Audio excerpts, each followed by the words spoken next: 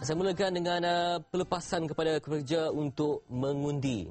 Ya, di mana majikan diingatkan supaya memberi waktu kelepasan yang munasabah kepada pekerja masing-masing yang mahu menunaikan tanggungjawab mereka sebagai pengundi pada 8 Mac ini. Dan Ketua Pengarah Tenaga Kerja Semenanjung Malaysia, Datuk Ismail Abdul Rahim, ketika memberi ingatan itu berkata hak seseorang termasuk pekerja untuk mengundi diperuntukkan mengikut Seksyen 25 Akta Pilihan Raya 1954. Majikan yang menghalang pekerja mengundi boleh didakwa di mahkamah dan didenda RM5,000 atau setahun penjara jika sabit kesalahan.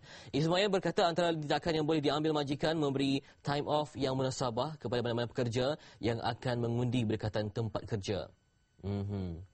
Itu dia. Jadi ingatan, ya, peringatan kepada majikan dan bos-bos yang menuntut MHI hari ini, ya, mesti berikan pelepasan kepada kaki tangan untuk membuang undi pada hari dan tersebut. Dan pastikan yang warga emas pun sanggup berdukung-dukung untuk sampai ke tempat mengundi. Ini kan pula yang siap walafiat yang boleh berlari 100 meter dengan begitu pantas sekali, tidak ada alasan, ya.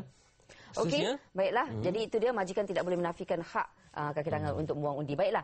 Dan masih lagi berkaitan dengan pilihan raya, tempoh calon tarik diri sebelum 12 malam ini. Calon pilihan raya ke-12 masih ada masa sehingga 12.30 malam ini untuk menarik diri daripada bertanding dalam pilihan raya umum 8 Mac nanti. Timbalan Pengurusi Suruhanjaya Pilihan Raya SPR, Datuk Wan Ahmad Wan Omar berkata, mana-mana calon yang ingin berbuat demikian perlu menyerah sendiri borang penarikan diri kepada pegawai pengurus pilihan raya di kawasan masing-masing.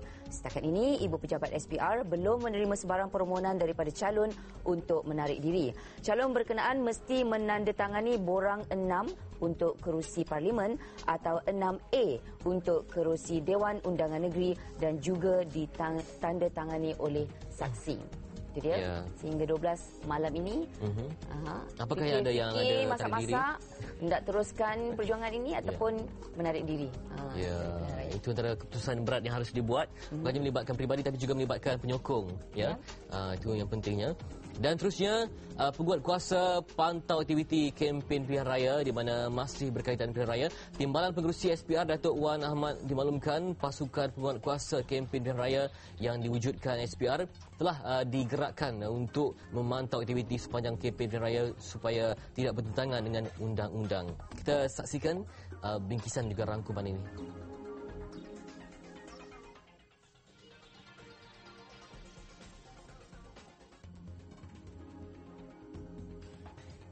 Pasukan itu yang bertugas berterusan sehingga pengundian pada 8 Mac ini memastikan calon dan juga parti politik yang bertanding mematuhi peraturan, umpamanya tidak menyentuh peribadi, menjatuhkan maruah atau mencetuskan kebencian. Anggotanya adalah wakil pihak berkuasa tempatan dan wakil setiap calon yang bertanding yang akan membuat rondaan dan memantau aktiviti kempen, menurunkan bahan kempen yang melanggar peraturan dan memberhentikan syarahan awam yang melanggar undang-undang. Dalam menjalankan tugasnya, pasukan itu akan merakam syarahan atau mengambil gambar sebagai bahan bukti, katanya. Itu dia, dalam bahang pilihan raya ini, jadi macam-macam aktiviti kempen pilihan raya diadakan. Baiklah, dan seterusnya, mungkin berita baik. Syekh Muzaffar sedia ceburi politik. Angkasawan Negara Dr. Syekh Muzaffar Syukur bersedia menceburi politik jika diberi peluang pada masa depan. Beliau berkata minat berpolitik sudah wujud dalam dirinya, namun beliau hanya akan menceburi bidang itu apabila tiba waktu yang sesuai.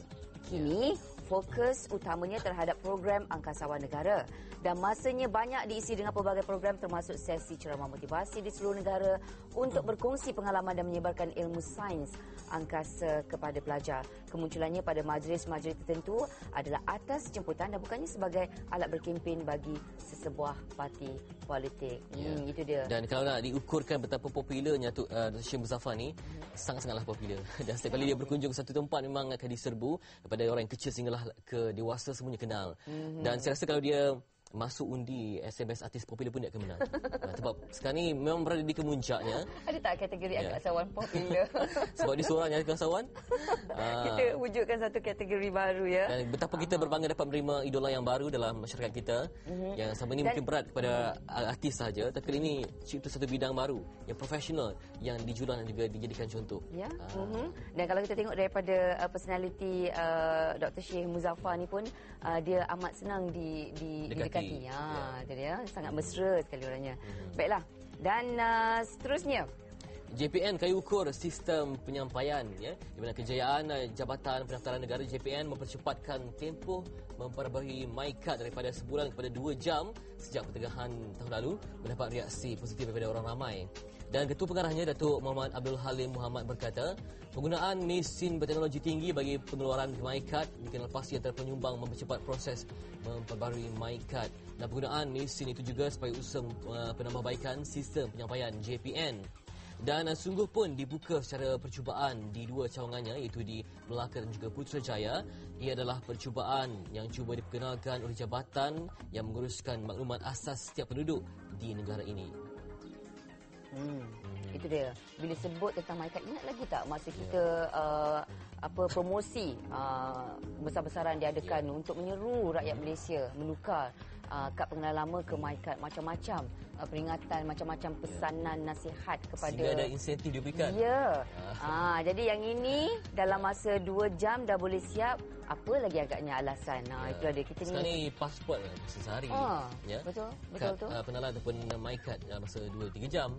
Jadi semuanya serba pantas. Kalau anda juga ketinggalan bagi alasan, itu sangat-sangat merugikan.